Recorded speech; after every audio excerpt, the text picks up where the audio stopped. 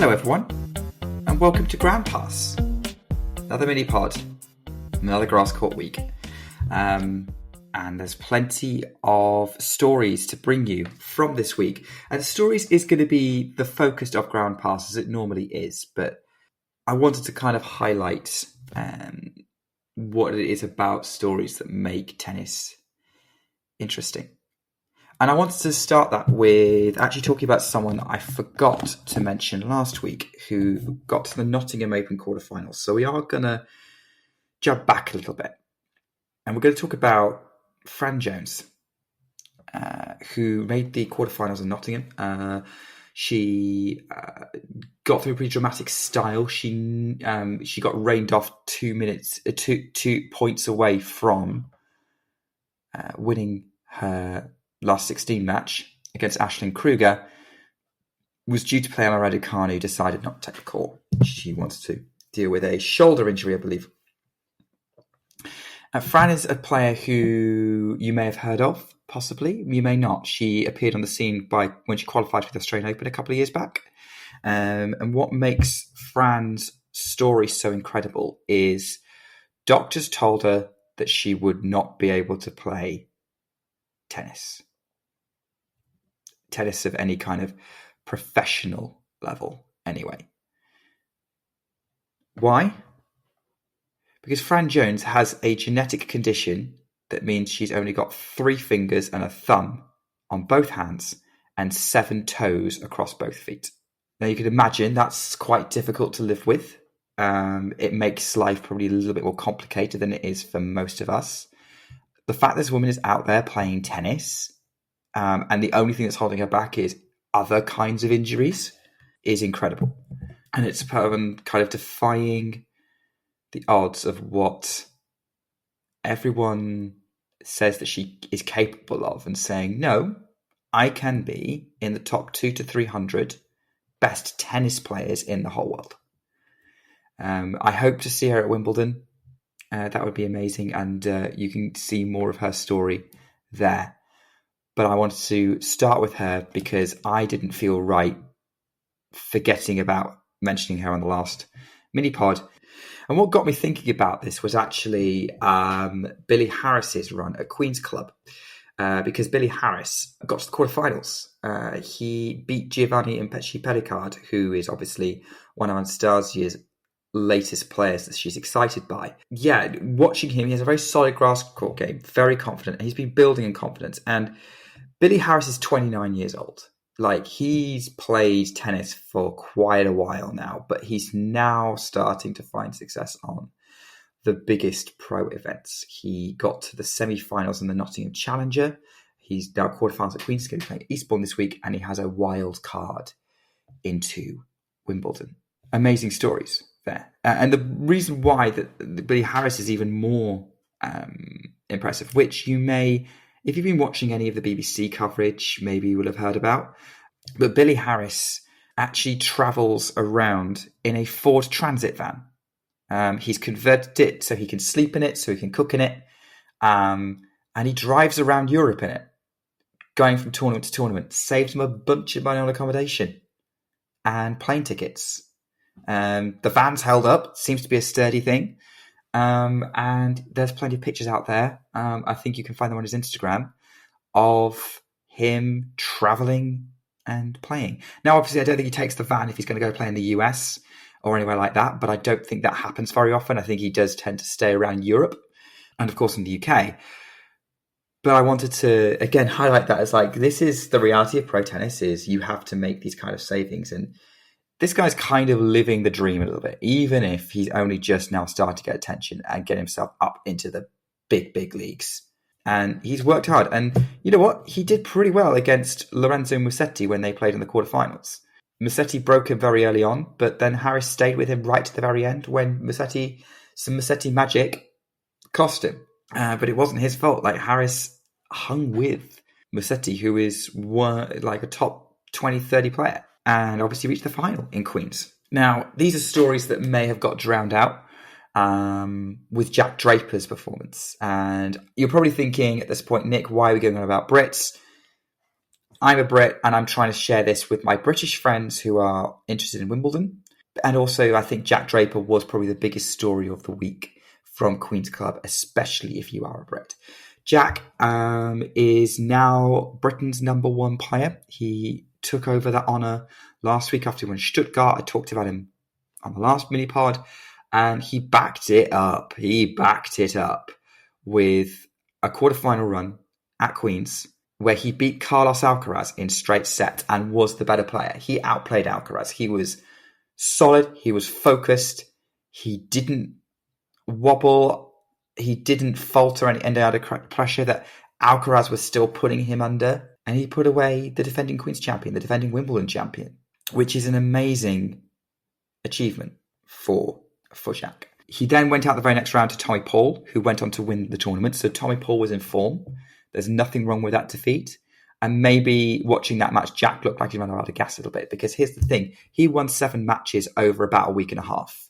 That's about the same sort of rate it takes to win a Grand Slam. That's the sort of rate it takes to win Wimbledon. Now, Wimbledon's a whole different prospect because it's best of 5. It's much more of an endurance scoreline than a best of 3 match, which is what he's been playing in Stuttgart and Queen's. But I do think that it's significant. We will next see Jack Draper at Wimbledon. He will be seeded, and he will be Britain's biggest hope for a result. There are some who talk about him potentially winning Wimbledon. I think after this last couple of weeks, I believe a Grand Slam run is possible, maybe not just right now. And there's reasons for that. We'll come back to it. But Jack Draper is the story of Queen's main headline. Well, that is if you are not Tommy Paul, who won the title, as I talked about.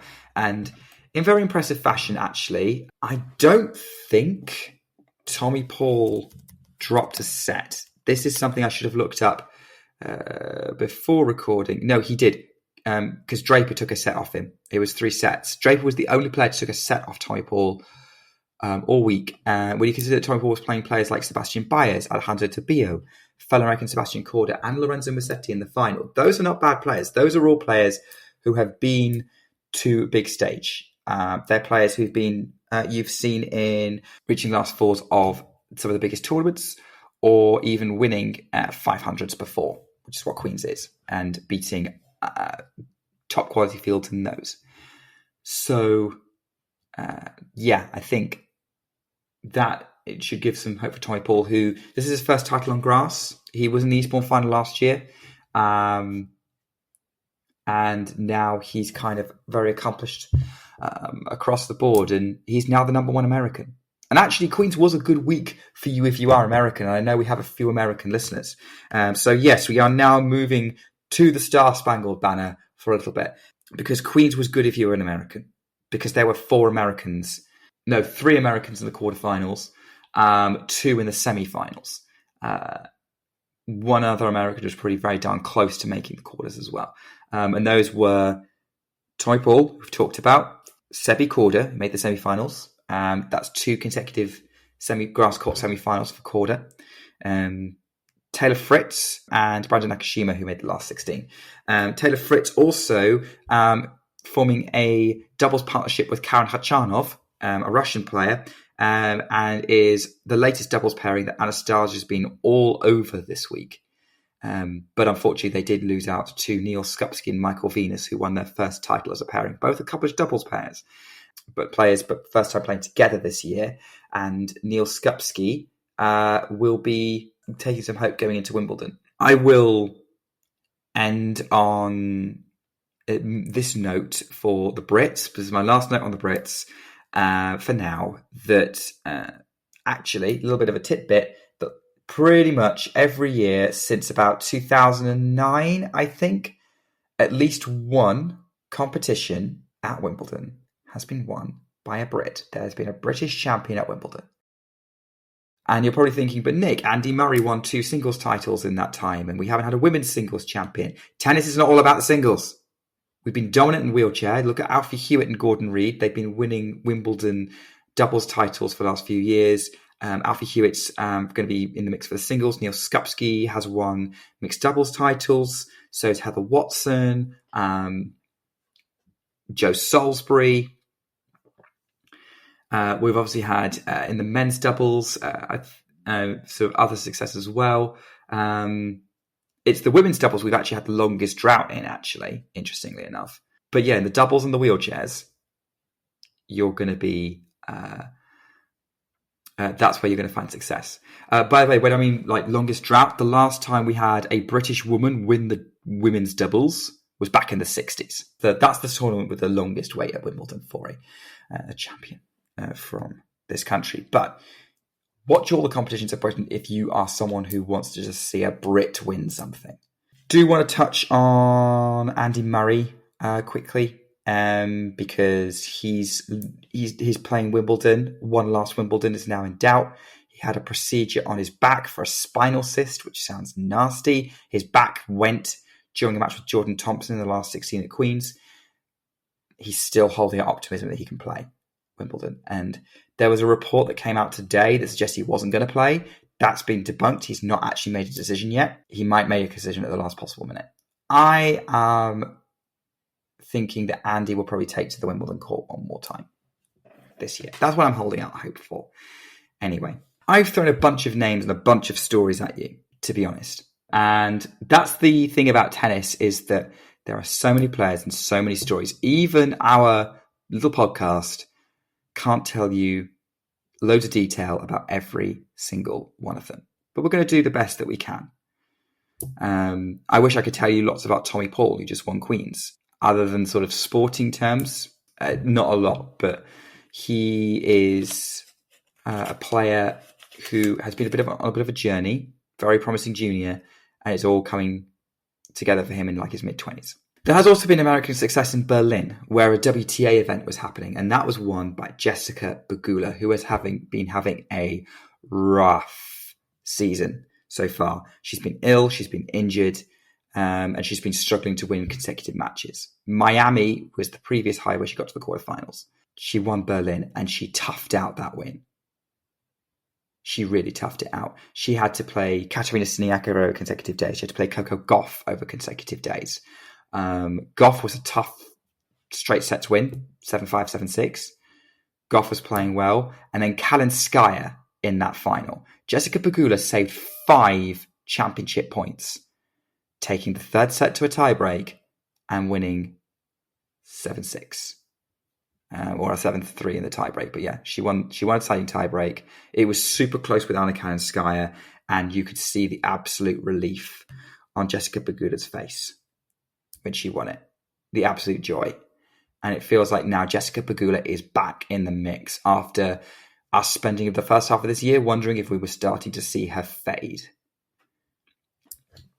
And this comes back to stories and people, because obviously I follow the WTA a little bit closely and I have a little bit of an understanding of Pegula. Pegula is one of the funniest and most genuine players out there. She showed by the fact that she went up to congratulate Kalinskaya's coach after Pegula won the title. So that she was going to sort of congratulate her opponent's team, which is something that doesn't happen a lot in tennis. I'm going to be honest. It's almost unheard of. I mean, look, the Kalinskaya's coach was on her phone and did not realize Pegula was standing in front of her trying to get her attention. That was sort of the level of sportsmanship on display from JPEG, as she's affectionately known, who's currently world number 5. Yeah, she's someone who's a very funny, very bubbly person.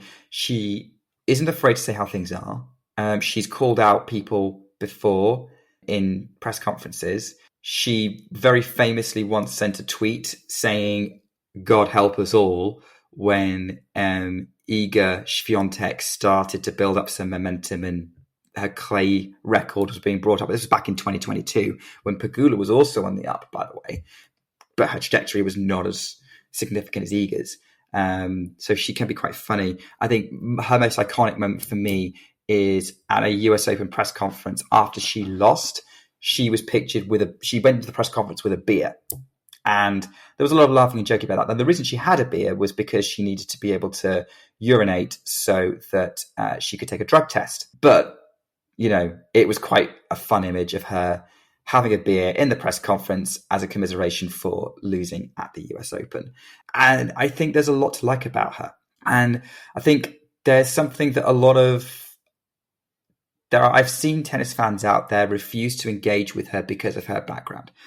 And if you don't know it, it's because Pegula is the daughter of Terry and Kim Pegula, who are the owners of the Buffalo Bills in the NFL and the Buffalo Sabres in the NHL, or hockey, if you're not familiar with it, if you're from outside the US. One of the richest American families out there.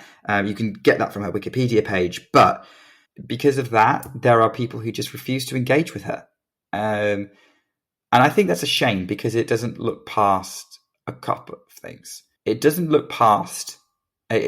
take into account who she is as a person. And I've talked about that already.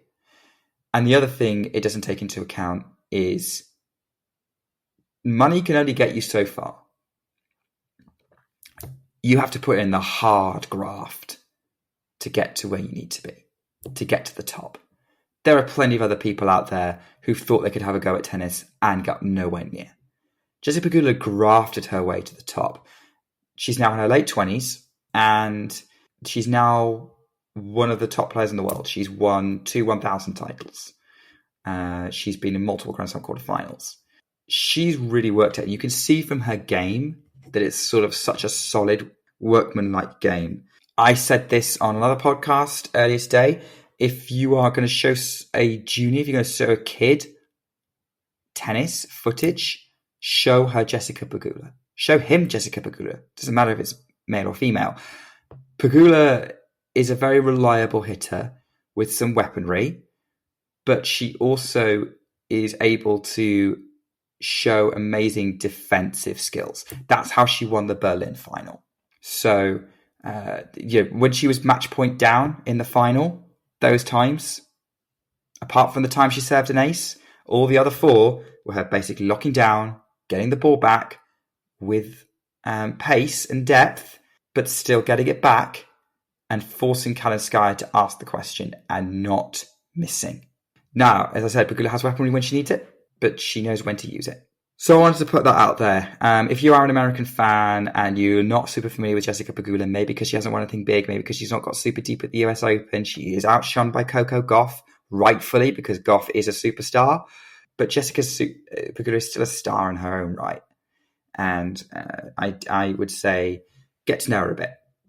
Even if you're a Brit, get to know her a bit, because I think you're going to see her at Wimbledon win a couple of matches. Berlin has a habit in the last sort of 3 years of producing champions who do well at Wimbledon. They've done at least the last 16, the 4th round in the last 3 years. So that's Samsonova, Jabeur, who reached the final twice, and Kvitova last year. Winning Berlin gives you great momentum for Wimbledon. There were a few other tournaments happening this week. We talked about Queens, we talked about Berlin.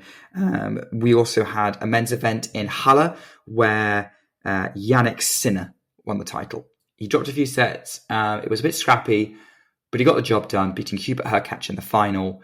And it's his 4th title of the year.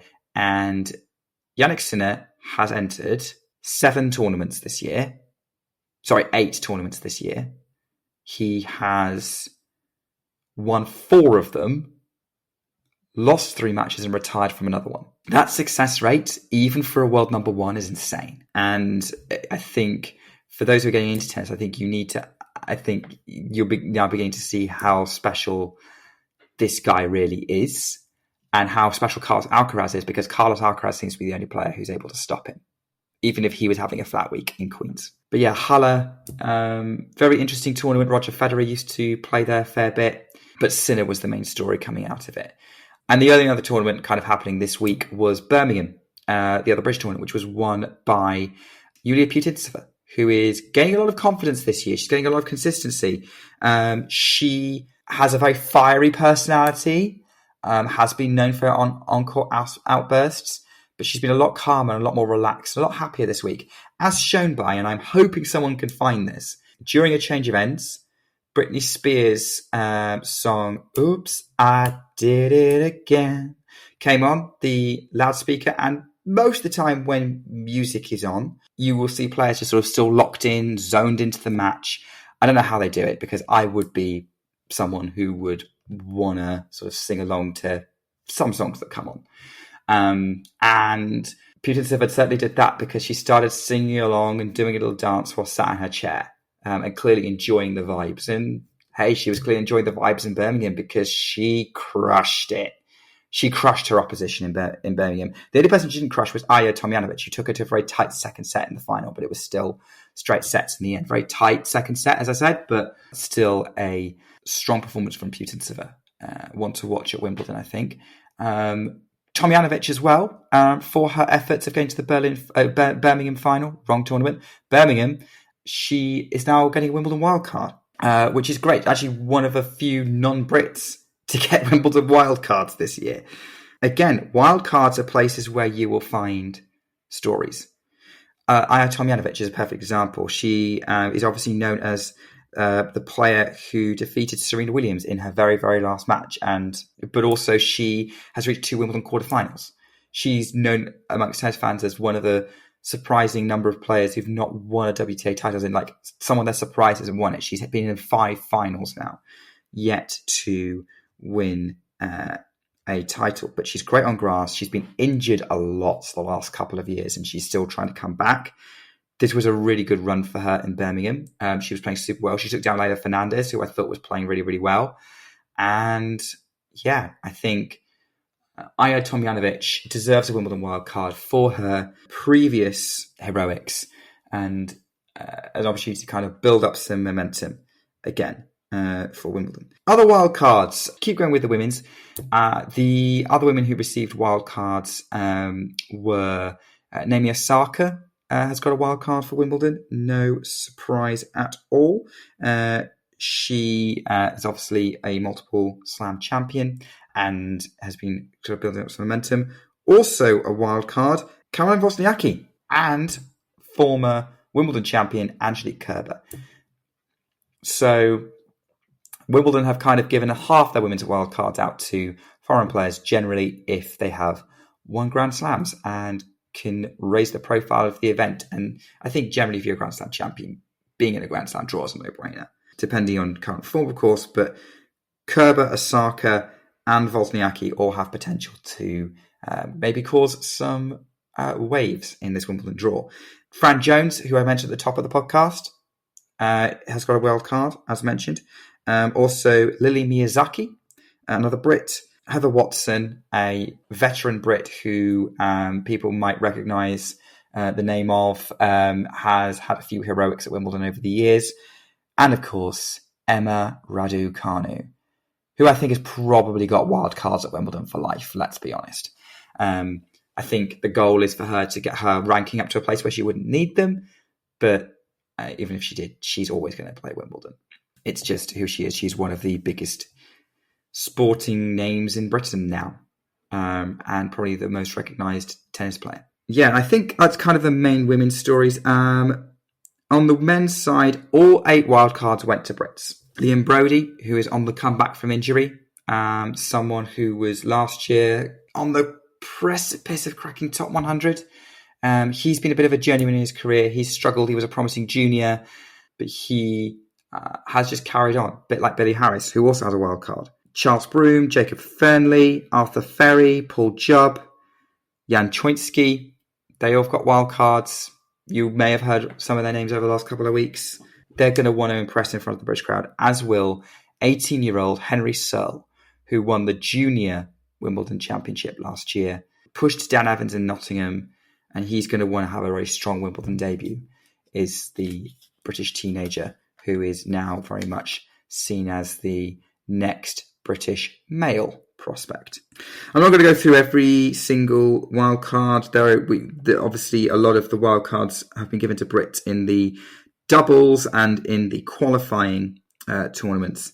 They've all gone to Brits, to be honest. So if you are someone who wants to see the Brits doing good, if you are just a British sports fan, there's going to be plenty of names to look out for them. We're guaranteed a very strong representation at this year's Wimbledon. Most of the stories I've talked about are sporting stories. Those are the ones that come to mind. I'm interested in seeing the struggle and hearing about the competition. That excites me. The fight to succeed is something that I think we can all relate to in some ways, even if what we're trying to succeed at is holding down a job, raising kids, chasing a dream of some kind, even if that dream is not necessarily hitting a fuzzy yellow ball across a net as hard as you can at someone else. The next couple of weeks, this week is going to be the final warm-up week before Wimbledon, and the last week you will have me having mini podcasts because Anastasia will be back on the next episode. You will be very pleased to hear. I've monologued for 30 minutes, so I'm just going to quickly run down before I finish on my final point. Got Eastbourne, which is an ATP 250 and a WTA 500. Got a Bad Homburg, which is a WTA 500 in Germany, and Mallorca, which is an ATP 250 in Spain. I always find it interesting that Mallorca's grass, not clay, especially since that's where Rafael Nadal's from. But they're going to be lots of fun. If you are British, check out Eastbourne. It's one of the most established tournaments here. It's been long cited as an important warm-up event, maybe less so in recent years, but it's still got a very, very strong field because you've got Elena Rybakina as the top seed. Danielle Collins and Madison Keys are kicking off their grass court tournaments at this event, as well as a few others, to say the least. Obviously, Raducanu is going to be in action there. Naomi Osaka is going to be playing. There's some big names. Bad Homburg has already started. Big result so far is that Mira Andreeva went straight out, but there's still Paula Badosa in the mix. Jessica Pegula's potentially playing, although it depends if she thinks it's worth it. You've got Wozniacki, Svitolina, and a few other names in there on the women's side. Men's side at Eastbourne, it's another American-dominated thing. Taylor Fritz and Tommy Paul are top two seeds. They're likely to do quite well, I think. Name to keep out for in that draw, if you're an American, Marcos Giron. He's been having a very, very strong grass court season this last couple of weeks. I want to end with this. I referred to Jannik Sinner earlier, winning Halle, and I've been talking about taking interest in the sporting competition stories. And a lot of other podcasts that I do on tennis, this isn't like the only one that I guest on or I host, but most of the podcasts I talk about who's going to win, because that's the story that matters most to that narrative. And if you want to know who I think is going to win, it's fairly easy. For the men's tournament, it's probably going to be Jannik Sinner or Carlos Alcaraz winning Wimbledon. Maybe Novak Djokovic, depending on his fitness levels. In the women's, most likely one of Elena Rybakina, Iga Swiatek, Arina Sabalenka, Coco Gauff. It's usually those four. It's going to be one of those four is going to be the favourite. Maybe Wimbledon's got more of a chance of an outsider like Marketa Vondrousova did last year. Ons Jabeur may finally get over the line. Maybe even Jessica Pegula, Victoria Azarenka, Danielle Collins, Mira Andreeva. I could keep naming lists of people in that situation, but your top four seeds in the women, top three seeds in the men are going to be your main focus, your main favourites for those titles. But Ground Pass isn't necessarily all about that, because you don't always get to see those players on a Ground Pass. You get to see the players who are playing on the outside courts, who are trying to make a living doing something they love, about trying to prove that they can be up there with the best. And sometimes that's overcoming specific circumstances, be it a genetic disorder or having to budget to the point where you're driving around in a Ford Transit van rather than staying in hotels and buying plane tickets. Are who wins all that we care about? And what wins? Is it the one who's lifting the trophy, who has the best story? Or is it the person who grits their way to a match win in spectacular style and they can go to bed saying they had a good day? I'll leave that thought with you. Thanks for listening in. Anastasia will be back on Sunday, where we'll be bringing you more tennis